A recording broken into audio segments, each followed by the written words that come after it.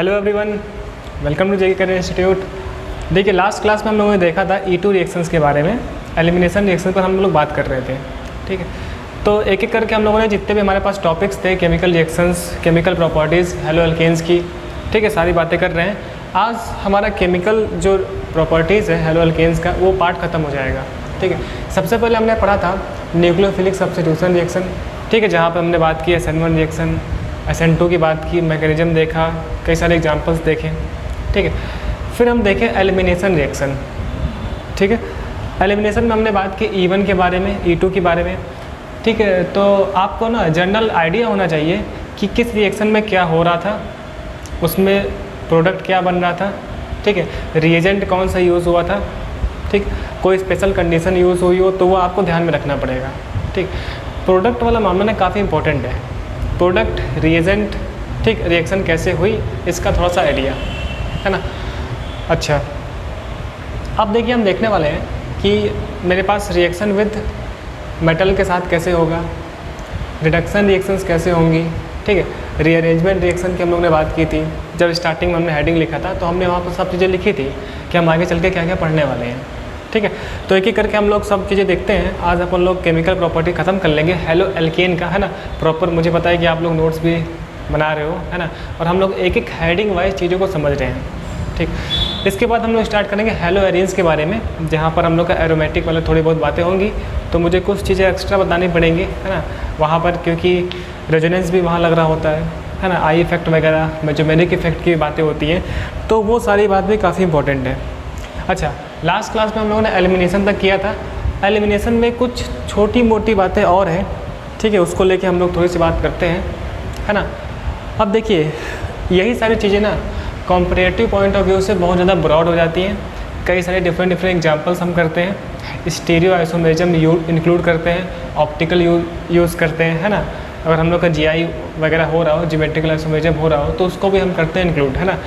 तो स्टीरियो के एक्सपेक्ट से कई सारी बातें हो सकती हैं। E1 E2 को बहुत देर तक पढ़ाया जा सकता है। SN1 SN2 अलग अलग रिएक्शंस में आती हैं। अभी हमने SN1 SN2 देखा था केवल एल्किल हैलाइड के रिस्पेक्ट में, ठीक है ना। अब जैसे जैसे हम आगे चैप्टर में आगे बढ़ेंगे ना, तो ईथर्स में भी हो सकता है ना, अल्कोहल्स में भी हो सकता है, तो कई जगह हो सकता है। ठीक है, तो अभी बहुत सारी बातें हैं जिस पर हमें बात करनी है। ठीक, अच्छा, अभी भी ना हम बिल्कुल कंप्लीट चीज़ें नहीं पढ़ रहे हैं ना। कंप्लीट का मतलब in the sense competitive point of view से इतनी चीज़ें नहीं कर रहे हैं, ठीक, क्योंकि मुझे पता है कि अभी हम जितना भी करेंगे वो बोर्ड के पॉइंट ऑफ व्यू से काफ़ी इंपॉर्टेंट है ना। तो जितना भी हमारे बोर्ड में आने वाला है, हमारे बोर्ड के सिलेबस में आने वाला है ना, उससे हम एक लेवल ऊपर ही पढ़ रहे हैं, है ना। तो इससे आपको टेंशन नहीं होना चाहिए कि हमसे कोई क्वेश्चन फंसेगा। आपसे ऐसा हो नहीं सकता है, बहुत कम चांसेस है कि आपसे क्वेश्चन फंसे। जिस दिन ये चैप्टर ख़त्म होगा, है ना, या फिर जितने भी चैप्टर्स हम पढ़ने वाले हैं, इतने क्वेश्चंस हम लोग कर लिए होंगे, इतने अलग अलग वैरायटी के क्वेश्चंस कर लिए होंगे, है ना, इतने सारे कॉन्सेप्ट सीख चुके होंगे कि क्वेश्चन नहीं फंसने वाला है। ठीक है, तो इस बात की गारंटी है। अगर आपको सभी चीज़ें ध्यान में रहती हैं, कैसे क्या हुआ था, ठीक है, रिएक्शन में, तो आपका क्वेश्चन इधर से, है ना, इधर से क्या, कहीं से भी कुछ भी फंसने वाला नहीं है। ठीक, अच्छा, एलिमिनेशन में क्या होता है ना कि डिफरेंट नाम यूज़ होते हैं। मुझे पता है कि यहाँ पर ना केमिस्ट्री में हर आदमी के 2 नाम होते हैं, ठीक है, एक स्कूल का नाम है, घर का नाम, जैसे हमारा होता है, वैसे यहाँ पर भी डिफरेंट नाम। तो ये नाम को लेकर भी कई बार पंगे होते हैं, कई बार खेल खेला जाता है, तो उस पर हम लोग बात कर रहे हैं। तो है ना, इससे लास्ट लेक्चर में एलिमिनेशन को लेके कुछ बातें हम लोग रह गई थी, है ना, कुछ नाम से रह गए थे, तो उसको हम देख लेते हैं पहले। ठीक है, तो इसको तो देखने के लिए है। तो हमने बात की थी ना कि सर एलिमिनेशन रिएक्शन, तो हमने देखा था कि वहाँ पर एक तो E1 रिएक्शन होता था एंड एक E2 होता था। ठीक, E1 का मतलब हमने देखा यूनिमोलिकुलर एलिमिनेशन, बाईमोलिकुलर एलिमिनेशन वगैरह, ऑर्डर देखी हम लोगों ने, मॉलिकुलरिटी देखी, है ना, मैकेनिज्म वगैरह देखी, क्या कहानी होती है। बेसिकली E1 को मैं बोलता हूँ अल्फ़ा बीटा एलिमिनेशन, दूसरा नाम है ये, क्या बोलते हैं हम, अल्फ़ा बीटा एलिमिनेशन। E2 को बोलते हैं ना हम लोग बीटा एलिमिनेशन, है ना, अपना आगे रिएक्शन। तो ये डिफरेंट नाम्स हैं जो हमारी ज़िंदगी में यूज हो सकते हैं। या फिर इसका एक और नाम है बीटा एलिमिनेशन, और बीटा तो मैंने लिखा है। या एक डिफरेंट नाम है डिहाइड्रोहेलोजिनेशन रिएक्शन, ठीक है, क्योंकि हाइड्रोजन भी निकल रहा होता है एंड X भी निकल रहा होता है, तो मैं इसे बोलता हूँ डिहाइड्रो। वर्ड्स यूज होते हैं हम लोग की बुक में, ठीक है, पेपर में भी एग्जाम्स में भी यूज होते हैं, ठीक। Dehydro halogenation reaction, halogenation reaction, ठीक है। इसका मतलब ये है ना, मैं ओवरऑल एलिमिनेशन रिएक्शन के लिए ये सारे वर्ड यूज़ कर सकता हूँ। ओवरऑल अगर कहीं लिखा हो एलिमिनेशन रिएक्शन, है ना, तो ये लिखा हो सकता है, या फिर डिहाइड्रो हेलोजिनेशन लिखा हो सकता है ना, या फिर बीटा एलिमिनेशन हो सकता है, या फिर अल्फा कॉमा बीटा एलिमिनेशन हो सकता है, ठीक है। तो ये नाम काफ़ी इंपॉर्टेंट है। इस नाम से भी हमारे एग्ज़ाम में क्वेश्चन आ सकता है कि भाई साहब बीटा एलिमिनेशन हुआ। अच्छा, स्पेशली हमारी ज़िंदगी में जो है ना वो बहुत ही फेमस है अल्कोहलिक KOH, है ना। बेसिकली होता क्या है ना, मेरे पास 2 टाइप के सॉल्वेंट होते हैं, एक को बोलते हैं हम लोग पोलर प्रोटिक, एक होता है पोलर एप्रोटिक, है ना। तो जो अल्कोहल्स वगैरह होते हैं, अल्कोहल्स, वाटर, इथेनॉल, मिथेनॉल, ये सब होते हैं पोलर प्रोटिक सॉल्वेंट, है ना। एंड और सारे होते हैं हमारे पास जैसे DMSO, DMF, है ना, एसीटोन, इन्हें बोलते हैं पोलर अप्रोटिक सॉल्वेंट, ठीक है। तो सॉल्वेंट का भी काफ़ी रोल होता है, उस पर हम कभी बात करेंगे अच्छे से। तो जो पोलर प्रोटिक सॉल्वेंट होते हैं ना वो SN1 के लिए फेवर करते हैं, और पोलर अप्रोटिक SN2 के लिए फेवर करते हैं, है ना। तो एक नई बात हमने देखी। अच्छा, एलिमिनेशन के नाम पे ये और ये सारे नाम यूज़ हो सकते हैं, है ना। अच्छा, एलिमिनेशन हमारी ज़िंदगी में ना एक ही नाम से आएगा, यूज़ हुआ होगा alcoholic KOH, and alkyl halide होगा जहाँ पे बीटा हाइड्रोजन होगा। तो मुझे पक्का पता है कि भाई साहब मुझे अल्कीन ही बनाना है, तो हमारी ज़िंदगी में अल्कोहलिक KOH का ज़्यादा यूज़, वरना हम तो बात कर चुके हैं ETO माइनस हो सकता है, MEO माइनस हो सकता है ना, एक स्ट्रॉन्ग बेस यहाँ पे यूज़ होता है, ठीक। तो ये थोड़ा सा इंपॉर्टेंट है, जहाँ पे आपने लिखा था ना उसके नीचे एक पॉइंट और लिख लें नोट करके, तो ये डिफरेंट नाम से यहाँ पे यूज़ होते हैं। तो फिर हम आज आगे बढ़ते हैं, फिर देखते हैं क्या कहानी है, ठीक है। इसको आप थोड़ा लिख लेना इस तरीके से, ठीक है। फिर हम कुछ क्वेश्चंस वगैरह करेंगे इस पे लेके, कैसे कैसे क्वेश्चंस आए हुए हैं, है ना। NCERT बुक्स पे करेंगे, सारे क्वेश्चंस करेंगे। तो चलो इसकी बात हो गई, तो नेक्स्ट हम बात देखते हैं।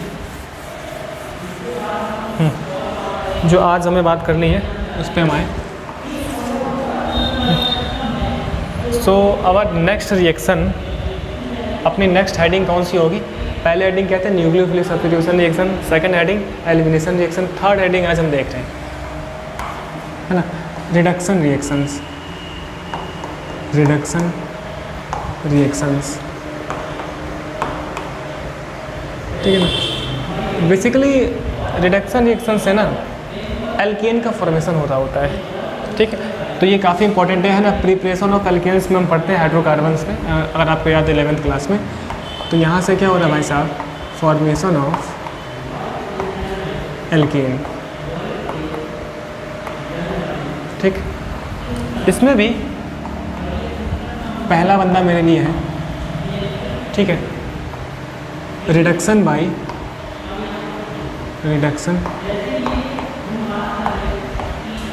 H2, ठीक है, in the presence of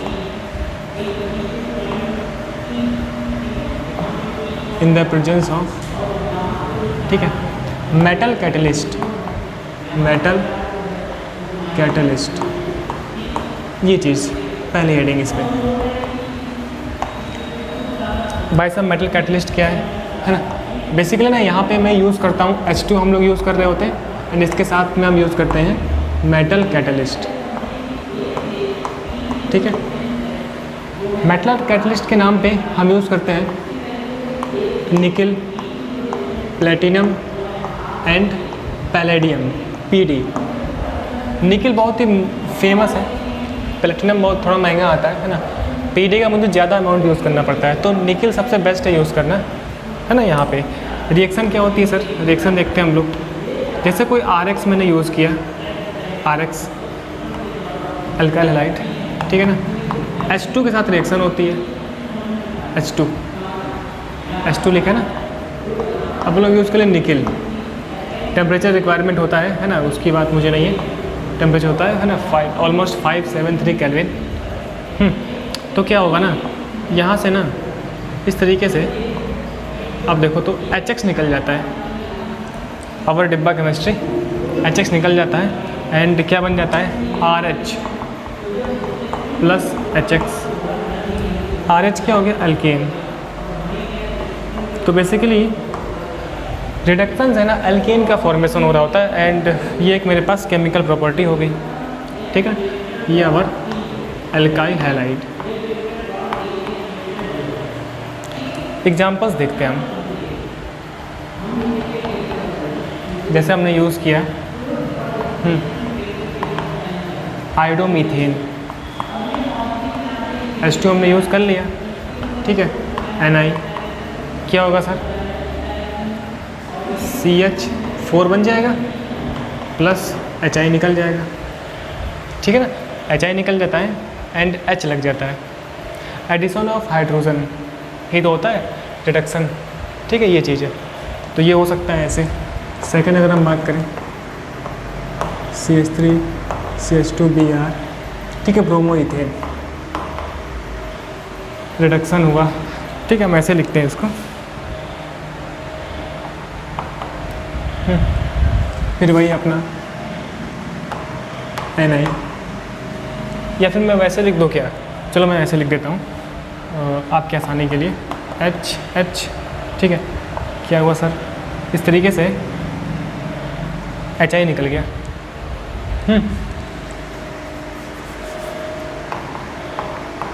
H इस तरीके से ना HBr निकल गया। ठीक है, एंड हम लोग यूज़ किए Ni, क्या बन गया सर? CH3 CH2, एक H और आ गया, मतलब कि CH3 प्लस HBr निकल गया बस। ठीक है, तो मीथेन बन गया मेरे पास, इथेन बन गया। अल्केन का फॉर्मेशन होता है मेरे पास, है ना। चलिए नेक्स्ट हम बात करें अगर इसमें, तो हम देख रहे हैं रिडक्शन विथ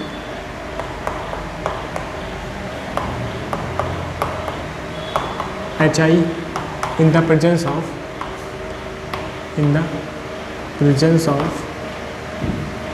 ठीक रेड फास्फोरस, हम लिखते हैं रेड फास्फोरस। ठीक, ये चीज़ देखिए, मैकेनिज्म जहाँ पे इम्पोर्टेंट है ना वहाँ पे हम बात करेंगे। जहाँ तक हम लोग का काम अगर डिब्बा केमिस्ट्री चलता है तो अपन लोग इस तरीके से डब्बा खेलते हैं, है ना। अब देखिए ये काफ़ी फेमस रिएक्शन है हमारे पास, काफ़ी इम्पोर्टेंट है। अगर हम एग्जांपल्स देखें ना, अगर आप देखो, ठीक है, HI के साथ रिएक्शन होती है, ठीक, एंड रेड फास्फोरस यूज़ करते हैं हम लोग। ठीक है, मैं यहाँ ले लेता हूँ I। क्या होता है सर? यहाँ से देखो एल्केन बन जाएगा, I2 निकल जाएगा। ठीक है, तो CH3 प्लस I2 क्या बन गया? एल्केन बन गया। ठीक है, तो वैसे ही अगर मैं एक और ले लूँ जैसे, है ना, आप ये ले लो, आयोडोमीथेन ले लो, क्या बन जाएगा सर? रेड फास्फोरस CH4 बन जाएगा एंड I2 निकल जाएगा यहाँ से I2। ठीक है ना, तो ये मेरे पास एक जर्नल हमने देखे केमिकल प्रॉपर्टी कि RX रिड्यूस होकर किस में जा रहा है? एल्केन बना रहा है। ऐसे। चलिए नेक्स्ट हम देखते हैं, थर्ड हेडिंग थी ना, अब फोर्थ हेडिंग की हम बात करते हैं। अरे रे रे रे रे, ठीक है ना। Fourth, reaction with metals, reaction with metal. अगर मेटल के साथ रिएक्शन होगी तब क्या कांड हो जाएगा? इसमें भी हम पहला देख रहे हैं। मुझे पता ना कि अल्किल हैलाइड में जो CX बॉन्ड है वो मेरा पोलर नेचर का है, इस वजह से ये काफ़ी ज़्यादा रिएक्टिव होते हैं, काफ़ी ज़्यादा एक्टिव होते हैं। ठीक है, रिएक्शन के लिए हम देख रहे हैं रिएक्शन विद सोडियम मेटल। ठीक है ना, क्या होती है रिएक्शन? पहले इतना कॉपी करो फिर आगे बढ़ते हैं, है ना। ठीक है, लिख लिया। चलिए यहाँ पे देखते हैं हम,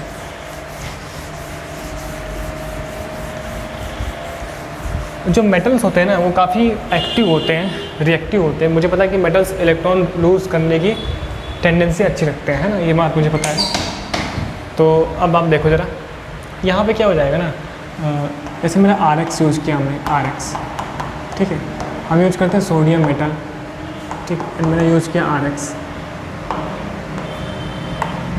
यहाँ पर मुझे यूज़ करना होता है ड्राई ईथर। बेसिकली ईथर मेरे पास सॉल्वेंट है, क्या है, सॉल्वेंट है, ठीक। देखिए मेटल ज़्यादा एक्टिव है, रिएक्टिव है, इस वजह से हम ऐसा सॉल्वेंट यूज़ करते हैं कि भाई साहब सोडियम उस सॉल्वेंट के साथ रिएक्शन ना कर ले। तो इस वजह से हम इस रिएक्शन में ना ड्राई ईथर यूज़ कर रहे हैं। किस लिए? कि सोडियम सॉल्वेंट के साथ रिएक्शन ना करें, है ना। अब ईथर मेरे पास एक नॉन पोलर कंपाउंड होता है, ठीक है, तो सोडियम इसके साथ रिएक्शन नहीं करता है, तो ये रीज़न है यहाँ पर ड्राई ईथर यूज़ करने का।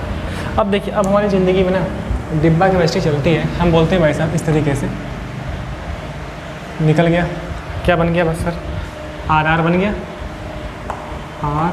R डैश प्लस 2NaX निकल गया, बन गया एल्केन। तो यहाँ से मुझे एल्केन मिला, ठीक। ये रिएक्शन हुई।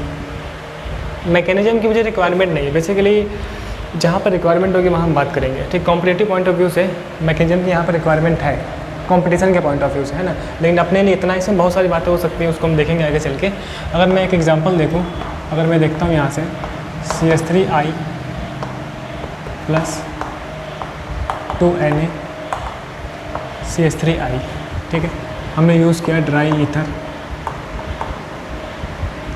फिर वही काम हो जाएगा हमारे लिए, तो निकल गया, ठीक है। क्या बन गया? CH3 प्लस 2NaI, है ना।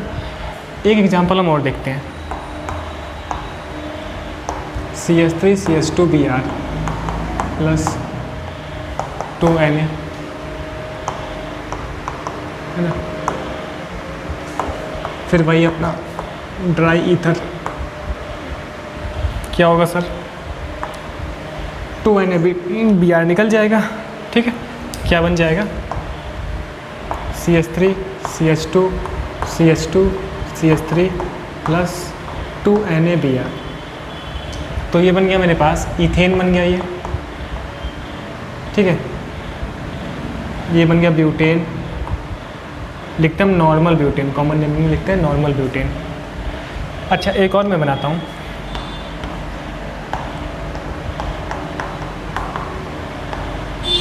ये मेरे पास है ना आइसोप्रोपिल आयोडाइड, ठीक है।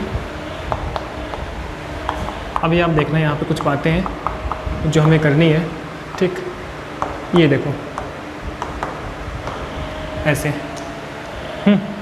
क्या होगा सर, ऐसे निकल जाएगा, क्या बन जाएगा अपना, वही यहाँ बनाता हूँ मैं ड्राई ईथर। इस रिएक्शन का एक नाम है, बेसिकली ये एक नेम्ड रिएक्शन है ना। तो हमारी ज़िंदगी में ये एक नेम्ड रिएक्शन और जुड़ने वाली है अभी। तो आप देखो ये बन जाएगा क्या, क्यों, CH3 1 2 3 4 2,3 डाईमेथिल ब्यूटेन, ठीक है। ये बन गया, प्लस निकल गया 2NaI, ठीक है। अगर आप इसमें देखो ना, तो ये एक ऐसा मेथड है जहाँ से मुझे सिमेट्रिक एल्केन मिल रहा है। क्या मिल रहा है? Symmetric alkene. सिमेट्रिक कहने का मतलब क्या है, अगर मैं इसे बीच से पार्ट करूँ तो दोनों सेम दिख रहे हैं, मतलब इवन नंबर के एल्केन्स मिलते हैं। जैसे ही देखो आप 2 का मिलेगा, 4 का मिलेगा, 6 का मिलेगा, ठीक है ना, इस तरीके से। अच्छा, इस रिएक्शन का पर्टिकुलर इस रिएक्शन को मैं बोलता हूँ वुर्ज रिएक्शन। क्या बोलते हैं हम लोग? वुर्ज रिएक्शन, ठीक है। So this reaction is known as Wurtz reaction, जहाँ पर अल्किल हैलाइड की रिएक्शन सोडियम मेटल के साथ होती है in the presence of dry ether, and मुझे एक सिमेट्रिकल एल्केन मिलता है। तो ये बहुत ही मेरे पास इंपॉर्टेंट है सिमेट्रिक एल्केन बनाने के लिए। सिमेट्रिक एल्केन के लिए ये एक सूटेबल मेथड है, ठीक है। इस मेथड से ना methane can not be formed, methane can not be formed. कम से कम मुझे 2 कार्बन के एल्किल हैलाइड लेने ही पड़ेंगे, तो मुझे कम से कम 2 कार्बन वाला तो बनेगा ही। इसका मतलब इससे मीथेन नहीं बन सकता है, ठीक है, ईथेन बनेगा। अच्छा, वुर्ज रिएक्शन में ना बहुत सारी बातें हैं। ठीक। देखिए बहुत सारी बातें वुड्स रिएक्शन में करने के लिए फिलहाल हमारे लिए क्या है, कैसे मैं NaBr निकाल दूंगा, डिबाई केमिस्ट्री यूज़ कर लूँगा। ठीक। अच्छा, कुछ बातें इसमें है ना जो मैकेनिज्म के पॉइंट ऑफ व्यू से इंपॉर्टेंट है कि इस रिएक्शन में डिस्प्रोपोर्शनेशन प्रोडक्ट भी बनता है, ठीक है, एल्कीन भी बनता है इसमें, एंड मिक्सचर्स भी बन रहे होते हैं, RR का मिक्सचर बनता है, ठीक है। बेसिकली मैकेनिज्म फ्री रेडिकल के थ्रू होती है एंड आयनिक मैकेनिज्म होती है, ठीक। तो उसका मुझे इतना रिक्वायरमेंट नहीं है, ठीक है। कॉम्पिटेटिव पॉइंट ऑफ व्यू से बहुत सारी ये चीज़ें रिक्वायर यहाँ करती है कि मेरे पास है ना साइक्लिक कंपाउंड में भी होता है वुड्स रिएक्शन, तो इस साइक्लो एल्केन बनाने के लिए बहुत ही अच्छा मेथड है ना। इंट्रामोलिकुलर वुड्स रिएक्शन भी होती है, ठीक है, इंटरमोलिकुलर भी होती है। बेसिकली इसे मैं बोलता हूँ इंटरमोलिकुलर, एक और होती है इंट्रामोलिकुलर वुड्स रिएक्शन, ठीक है। तो जब रिक्वायरमेंट उसकी होगी तो हम उन सारे टॉपिक्स पे बात करेंगे। फिलहाल हमारे लिए ना हमें तो बस इतना याद रखना है भाई, आप ऐसे NaX निकाल दो, RR बन गया ये चीज़, ठीक है। मेडिकल के पॉइंट ऑफ व्यू से काफ़ी ज़्यादा इंपॉर्टेंट है वुड्स रिएक्शन, ठीक है ना। तो ये बात हो गई, तो पहले आप इतना कॉपी करो तो फिर हम आगे बढ़े, ठीक। तो हमारे एग्जाम में इससे ज़्यादा नहीं आने वाला है, हमारे में तो एक मेथड पूछेगा या फिर ये एक गायब कर देगा, ठीक है, ABCD करेगा गायब कर देगा, तो उसके थ्रू आप कर लोगे आराम से। जहाँ भी आपको दिखे ना सोडियम मेटल, तो ये अब देखिए इंपॉर्टेंट हो गया, जहाँ भी वुड्स मतलब कि नेम रिएक्शन होगी मतलब वहाँ पे फिक्स है कि भाई साहब मुझे सोडियम मेटल के साथ ही रिएक्शन करानी है, ठीक है। और ड्राई ईथर क्यों, क्योंकि मेटल सॉल्वेंट के साथ रिएक्शन ना करे इस वजह से, ठीक है। तो यहाँ पर मुझे मैकेनिज्म की कोई रिक्वायरमेंट नहीं है तो हम उसकी बात नहीं कर रहे हैं फिलहाल अभी। तो इतना आप ज़रा कॉपी कर लो तो हम आगे बढ़ते हैं। लिख लिया, चलिए तो हम आगे देखते हैं। रिएक्शन विथ मेटल में ना पहला हमने देखा था रिएक्शन विथ सोडियम मेटल, है ना। अब नेक्स्ट हम देखते हैं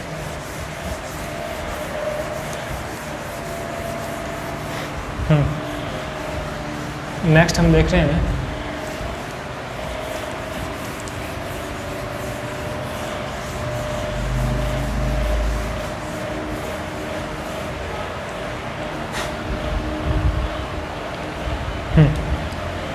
नेक्स्ट हम देख रहे हैं इसमें B point, reaction with magnesium, reaction with Mg, है ना। बेसिकली ये बहुत ही काफ़ी इंपॉर्टेंट रिएक्शन है, यहाँ से मुझे एक बहुत ही इंपॉर्टेंट रिएजेंट मिलने वाला है जिसकी हम बात कर रहे हैं अभी, ठीक है। होता क्या है ना कि जैसे RX है,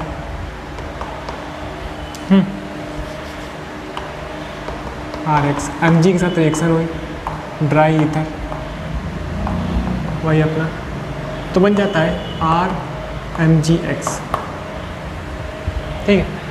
ये जो कंपाउंड बनाना ये काफ़ी इंपॉर्टेंट है। ये मेरे पास था एक एल्काइल हैलाइड, ठीक है, मैग्नीशियम, जो ये बना ना इसे हम बोलते हैं ग्रिग्नार्ड रिएजेंट, ग्रिग्नार्ड रिएजेंट, ठीक है। ग्रिग्नार्ड रिएजेंट काफ़ी इंपॉर्टेंट है, इसको उठाकर इससे बहुत सारे केमिकल, बहुत सारे रिएक्शंस होता है, बहुत सारे कंपाउंड्स का फॉर्मेशन होता है। इसमें कॉम्पिटिटिव एग्जाम्स में इसको उठा के बहुत सारे क्वेश्चंस बनते हैं, है ना। ग्रिग्नार्ड रिएजेंट केवल इस पे ही ना बहुत ज़्यादा पढ़ाया जा सकता है, केवल इसको उठा कर ही। इसे हम बोलते हैं एल्किल मैग्नीशियम हैलाइड, इसको हम लिखते हैं एल्काइल मैग्नीशियम हैलाइड, ये चीज़। तो ये काफ़ी इंपॉर्टेंट है, कई बार हमारी ज़िंदगी में यूज़ होगा। ग्रिग्नार्ड रिएजेंट RMgX, इसको आप ध्यान में रखेंगे। एग्जाम्पल देखते हैं हम इसका, जैसे कि CH3I Mg, ठीक है, वही अपना Mg एंड ड्राई ईथर, क्या बन जाएगा CH3MgI, CH3MgI, है ना। इसे हम बोलते हैं मेथिल मैग्नीशियम आयोडाइड, क्या बोलते हैं हम, मेथिल मैग्नीशियम आयोडाइड, है ना, जो कि एक क्या है ग्रिग्नार्ड रिएजेंट है, RMgX है। जैसे एक और देखें यहाँ पे CH3 CH2 Br, Mg ले लिया मैंने, वही कांड कराया, ड्राई ईथर, क्या बन जाएगा सर CH3 CH2 MgBr। इसे हम बोलते हैं ethyl magnesium bromide, ethyl magnesium bromide. ठीक है, ये चीज़ काफ़ी इंपॉर्टेंट। तो ये RMGX काफ़ी इंपॉर्टेंट है हमारे लिए, कई बार यूज़ होगा। कहाँ से बनता है? RX से बनता है, जो कि एक केमिकल प्रॉपर्टी है एल्किल हैलाइड की। ठीक है, तो इसको जरा आप करो कॉपी। नेक्स्ट हम बात करते हैं, ठीक है, हमने फोर्थ रिएक्शन की बात की ना। नेक्स्ट जो अपना है ना, जो भी अपनी हेडिंग होगी लिख लीजिएगा, reaction with other active metals, active metal, reaction with other active metals, जैसे जैसे कि RX है ना, लिथियम के साथ भी कर सकता है रिएक्शन, Zn के साथ भी कर सकता है ना। सोडियम एंड पैलेडियम का एलॉय होता है, ये एलॉय के साथ भी कर सकता है रिएक्शन, है ना। Pb सोडियम का एलॉय यूज़ करते हैं हम लोग। बेसिकली यहाँ पे क्या होता है ना, अगर आप देखो तो जैसे हमने यूज़ किया CH3 CH2Br, जैसे हमने लिथियम यूज़ किया, ठीक है, रिएक्शन मेरे पास हुई। अब क्या होगा ना, यहाँ से LiBr निकल जाता है एंड CH3 CH2 Li बन जाता है एंड ये निकल गया LiBr। ठीक है ना, इसे हम बोलते हैं एथिल लिथियम, एथिल लिथियम। ये बेसिकली दिस रिएक्शन है ना इज़ द फॉर्मेशन ऑफ, यहाँ मैं लिख सकता हूँ, है ना, formation of organometallic compound. एक नया नाम हमारी ज़िंदगी में आया, ऑर्गेनो मेटेलिक कंपाउंड, ये रिएक्शन। ठीक है, तो यहाँ से मुझे मिल रहा है एक ऑर्गेनो मेटेलिक कंपाउंड, मतलब अगर कोई कार्बन डायरेक्ट किसी मेटल से लगाया ना, तो मैं इसे बोलता हूँ ऑर्गेनो मेटेलिक कंपाउंड। ठीक है, ऑर्गेनो मेटेलिक कंपाउंड। तो मुझे दिख रहा है ना कि कार्बन डायरेक्ट Li से लगाए, Li एक मेटल है, तो इसे मैं बोल सकता हूँ ऑर्गेनो मेटेलिक कंपाउंड। तो ये भी वर्ड काफ़ी ज़्यादा यूज़ होगा, ऑर्गेनो मेटेलिक कंपाउंड। ठीक है, तो इसको आप ध्यान में रखिए।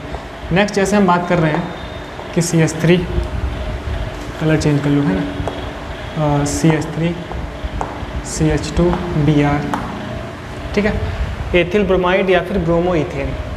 जैसे मैंने रिएक्शन की जिंक के साथ, है ना, क्या होगा सर?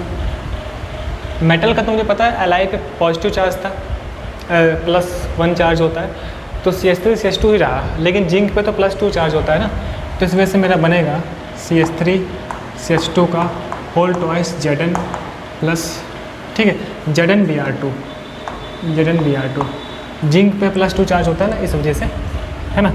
ये बन गया मेरे पास डाई एथिल जिंक, इसे हम बोलते हैं डाई एथिल जिंक। ये भी एक ऑर्गेनो मेटेलिक कंपाउंड है, सही है। तो हम लोग एक बैलेंस केमिकल इक्वेशन भी लिख रहे हैं, अगर आपको दिख रहा हो तो। एक और देखते हैं, जैसे कि मैं बात करूं, वही फिर से, है ना, ब्रोमो इथेन। अब की बार मैंने यूज़ किया Pb एंड सोडियम का मिक्सचर, ठीक है, एलॉय। तो एक बहुत ही इंपॉर्टेंट कंपाउंड बनता है, जिसे मैं बोलता हूँ CH3 CH2, है ना, टेट्रा एथिल लेड। यहाँ से मुझे बनता है, ये आप देखना जरा ध्यान से, है ना, एंड मेरे पास NaBr प्लस 3Bb निकल जाता है। तो जो ये कंपाउंड है ना, ये इसे हम बोलते हैं tetra ethyl lead, tetra ethyl lead, है ना। बेसिकली ये कंपाउंड्स व्हीकल में यूज़ करते हैं हम लोग एंटी नॉकिंग एजेंट की तरह, इससे हम ये यूज़ होता है as a anti knocking agent, anti knocking agent. इसका क्या मतलब होता है सर? कभी कभार आप देखो ना, एज अ फ्यूल यूज़ होता है ये वहाँ पे, एज अ फ्यूल। जो मेरे पास व्हीकल्स होती है ना, मुझे पता है कि फ्यूल से चलते हैं वो लोग, पेट्रोल से चलते हैं वो लोग, ठीक है। तो कई बार इंजन में ना एक अजीब से आवाज़ आती है ना, फ्रिक्शन की वजह से खटखटाने की आवाज़ जैसी आती है। तो उस आवाज़ को ना इग्नोर करने के लिए हम लोग, है ना, उस आवाज़ को ख़त्म करने के लिए बेसिकली उस चीज़ को हम बोलते हैं नॉकिंग, है ना, नॉकिंग परफॉर्मेंस होता है कई बार इंजन का, तो उस नॉकिंग को हटाने के लिए हम यूज़ करते हैं एंटी नॉकिंग एजेंट, जो कि क्या है, टेट्रा एथिल लेड है। ठीक है, ऐसे कहानी होती है, सही है। तो हमने देखा ना कि अगर रिएक्शन होती है किसके साथ, मेटल के साथ, तो मेरे पास डिफरेंट बहुत ही इंपॉर्टेंट कंपाउंड्स मिलते हैं। जैसे सोडियम के साथ रिएक्शन हुई तो एक नेम रिएक्शन मिला मुझे, है ना, वुर्ज रिएक्शन जिससे मैंने बोला। अच्छा, अगर मेरे पास, ठीक है ना, Mg के साथ हुई तो एक बहुत ही इंपॉर्टेंट रिएजेंट मिला, जैसे हम क्या बोल रहे हैं, ग्रिग्नार्ड रिएजेंट। ठीक है, अच्छा, अनदर मेटल्स के साथ होती है तो हम उसे क्या बोलते हैं, ऑर्गेनोमेटेलिक कंपाउंड। तो ये काफ़ी इंपॉर्टेंट है। ठीक है, इसके बाद लास्ट बचता है हमारे पास, फिर हम ख़त्म करते हैं ना। तब तक इतना कॉपी करो, आगे बढ़ते हैं हम। लिख लिया इतना, ठीक है, ये चीज़ हो गया। नेक्स्ट देखते हैं हम लोग। नेक्स्ट हमारी है 5th रिएक्शन। ठीक है, चाहो तो आप यहाँ लिख सकते हो, ठीक है, जो अपना ड्राई ईथर वगैरह है ना। बेसिकली यहाँ पे मुझे एक इनर्ट एटमॉस्फेयर चाहिए होता है, या आप भूल जाओ तो कोई बात नहीं, काम चलेगा। इनर्ट एटमॉस्फेयर है ना, बेसिकली यहाँ पे ड्राई ईथर यूज़ करते हैं हम लोग, ये चीज़। ठीक है, इम्पॉर्टेंट ये है कि मेरे पास यहाँ से एक ऑर्गेनोमेटेलिक कंपाउंड मिल रहा है। ठीक, नेक्स्ट जो लास्ट रिएक्शन हमारे पास है, रीअरेंजमेंट रिएक्शन। आज हमने किसी की मैकेनिज्म नहीं देखी है ना, मुझे रिक्वायरमेंट नहीं थी, इसका आप लोग को कोई दुख नहीं होना चाहिए। रीअरेंजमेंट रिएक्शन कि मैकेनिज्म की बात करेंगे तो प्योर कॉम्पिटिटिव हो जाएगा फिर वो, है ना। बेसिकली ना ये मेरे पास एक आइसोमेराइजेशन रिएक्शन होती है, ये बेसिकली यहाँ पे होने वाला है आइसोमेराइजेशन। यहाँ हम यूज़ करते हैं एनहाइड्रस AlCl3 रिएजेंट होता है, एनहाइड्रस AlCl3। ठीक, होता क्या है ना, अगर मैं कभी इस तरीके से ले लूँ CH3 CH2 CH2Cl, एंड मेरे पास यूज हुआ AlCl3, हीटिंग वगैरह हुई, नॉर्मल हीटिंग। ठीक है, तो यहाँ से ना आइसोमेराइजेशन होता है। कैसे, यह है क्लोरोप्रोपेन, इसे हम बोलते हैं क्लोरोप्रोपेन। बेसिकली Cl ना यहाँ से हट के सेकेंड पे लग जाता है। अभी फर्स्ट पे लगा है ना, अब लग जाएगा सेकेंड पे। ये कैसे, ये देखो आप यहाँ पे, तो ये बन गया 2-क्लोरोप्रोपेन। तो basically these are positional isomers. ठीक है, तो ये हमारे पास रिएक्शन होती है। हम एक और देखें, अगर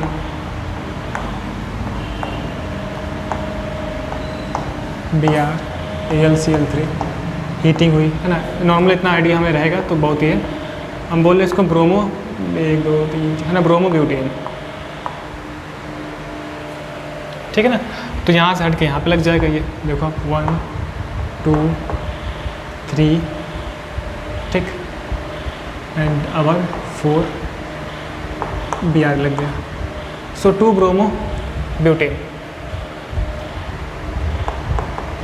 ठीक है ना, देखो 1 2 3 4 था, 1 2 3 4।